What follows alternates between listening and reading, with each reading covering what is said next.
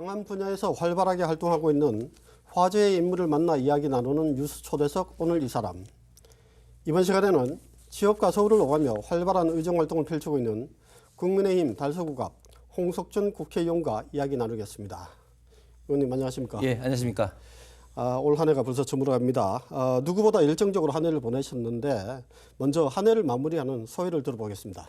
예, 2022년도 시작한 지 어제 같은데 벌써 한 해가 저물어 가는 것 같습니다. 올 한 해 시작할 때 여전히 코로나로 인해서 경제적으로 어려웠고 특히 우크라이나 러시아 전쟁으로 인해서 공급망이 파괴되면서 고물가, 고금리 등으로 참 어려운 가운데 시작을 했고 여전히 참 경제적 상황은 좀 어려웠습니다만은 그래도 올 한 해는 윤석열 대통령으로 이제 정권 교체가 되고 특히 최근에 우리나라 대한민국 축구 국가대표팀 월드컵 16강이라는 큰 또 선물을 또 국민에게 또 주신 한 해인 것도 같습니다. 올 한 해 참 여러 가지로 좀 일도 있었지만 어쨌든 아쉬움도 많은 가운데 이렇게 저물어 가는 것 같습니다. 예, 금방 말씀하셨지만은 올해는 대선이 있었고 정권 교체가 이루어졌습니다. 네. 정치인 홍석준으로서 바라본 올 한 해 되돌아본 간단하게 논평을 하시자면요. 예, 올 한 해 참 처음 시작할 때는 참 암울했었는데 그래도 현명하신 우리 대한민국 국민들, 유권자 여러분들께서 지난 3월 9일 윤석열 정부로 정권 교체를 이루어 주셨고 그리고 이제 6월 달에는 지방 선거를 통해서 사실 그동안 민주당에 상당히 그 수도권을 중심으로 해서 정치적 지형도가 굉장히 좀 기울어져 있었는데 어느 정도는 좀 이렇게 균형을 좀 맞춰주신 그래서 정치적으로는 굉장히 좀 뜻깊은 좀 한 해가 좀 된 것 같습니다. 네, 홍 의원님은 그 국회에서도 네. 입법 활동을 가장 활발히 하는 의원 중에 한 분을 꼽힙니다. 참 많은 법안을 발의했는데 많은 법안들 중에서 특히 우리 주민들의 실질적인 삶을 향상시키는 데 도움이 됐다 아니면은 될 것으로 기대된다 이런 꼭 소개하고 싶은 네. 법안이 있으신지.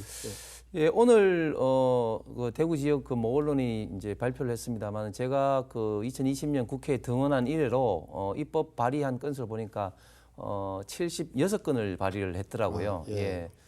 그 중에서 지금 통과된 게 13건인가 그렇게 이제 돼 있는데 그래도 좀 보람을 느끼는 것은 전국적으로 봤을 때 헌혈관리법이라든지 아동복지법이 최종 통과됨으로써 헌혈관리자 특히 아동복지 관련된 시설 어떤 청소년들 연령을 좀 상향하면서 좀 사회 적응하는데 좀 도움이 된 면에 대해서는 조금 좀 보람을 느끼고 우리 지역적으로 국한에 본다면 예를 들면 이제 내산업 촉진법이라든지 그런 걸 통해서 우리 천복에 있는 한국 내연구원이 연구뿐만 아니라 또한 그 산업적인 측면에서도 대한민국의 좀 그 헤드쿼터 역할을 할 수 있도록 하는 뭐 그런 것들은 좀 큰 보람이 아닌가 생각을 합니다. 그 말고 지금 현재 통과는 안 됐지만 지금 발의를 해서 지금 통과 예정으로 돼 있는 예를 들면 지역으로 국한해 본다면 우리 지역에 소위 말해서 자가망 통신망이 많이 그 깔려져 있는데 이것을 이제 활용해서 전기사업법 제가 개정을 했습니다만은 만약에 통과된다면 우리 시민들 특히 성서공단을 중심으로 한 우리 그 노동자들이 좀 저렴한 거의 공짜였던 통신을 활용할 수 있도록 하는 그런 어떤 법안 특히 또 천복 단지에 있는 그 직원들, 그 종사원들, 연구원들이 좀 창업할 수 있는 그런 어떤 법안도 제출했기 때문에 이런 것들이 좀 통과가 된다면 우리 지역 경제 산업에 좀 직접적인 그런 효과가 좀 있을 것으로 좀 기대를 좀 합니다. 네. 그리고 또 축하드릴 일이 있는데 그 최근 한국 반부패 정책 학회에서 주최한 그 2022 제12회 대한민국 반부패 청렴 대상에서 정치 부문에서 청렴 대상을 수상했습니다. 네. 뭐 축하드리고 뭐 책임은 더 무거워질 것 같기도 한데 이 상을 수상하게 된 소감도 간략하게 말씀해 주시죠. 예, 뭐 제가 뭐 그 좀 과분한 어떤 상을 좀 받은 것 같고 뭐 앵커께서 말씀하신 것처럼 뭐 더더구나 좀 열심히 그리고 깨끗한 정치를 해야 되겠다 이런 좀 사명감을 갖고 있습니다. 그 이외에도 제가 조금 보람을 좀 느끼는 것은 시민단체나 범사련이라는 단체가 있는데 그곳에서도 좋은 정치 상황이라든지 특히 또 청소년, 청년들의 좀 대한민국의 좀 모임이 좀 큰 단체들이 좀 있습니다. 그곳에서도 제가 좀 좋은 정치인상 그런 상을 받았는데 이런 상을 받을수록 좀 더 부담도 되면서 더욱더 열심히 해야 되겠다 이런 좀 자극이 좀 되는 것 같습니다. 상복이 아주 올해는 많이 아유. 터졌네요. 예. 이렇게 상 받아서 좋은 뭐 실적에 따른 뭐 보람도 많이 느끼시기도 하겠지만은 이제 며칠 남지 않은 22년을 한번 돌아보면서 네. 아 이거 하나는 꼭 마무리하고 싶은데 아직 뭐 못했다거나 좀 아쉽다 네. 하고 싶은 게 있으면 좀 말씀해 주시죠.